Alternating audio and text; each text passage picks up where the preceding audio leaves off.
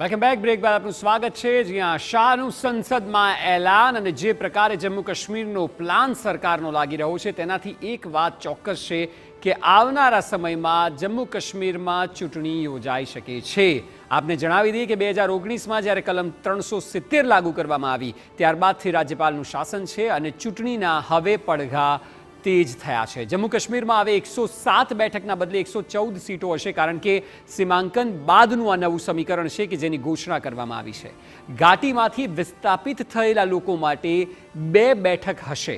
આ મહત્વના નિર્ણયો કે જે મેં આપને બતાવી રહ્યા છે કાશ્મીરને લઈને, એટલે જ બની શકે કે લોકસભાની સાથે સાથે કે પેરેલલ આગળ પાછળ વિધાનસભાની ચૂંટણી થઈ શકે છે. વિધાનસભામાં 5 નામાંકિત સભ્યો હશે તેની જાહેરાત કરવામાં આવી છે. પીઓકે માટે 24 બેઠક અનામત રાખવામાં આવી છે, જે પણ એક સંદેશ છે પીઓકેના લોકો માટે કે ભારતનો જ અભિન્ન અંગ છે પીઓકે, અને એટલા માટે 24 બેઠક અનામત રખાઈ છે.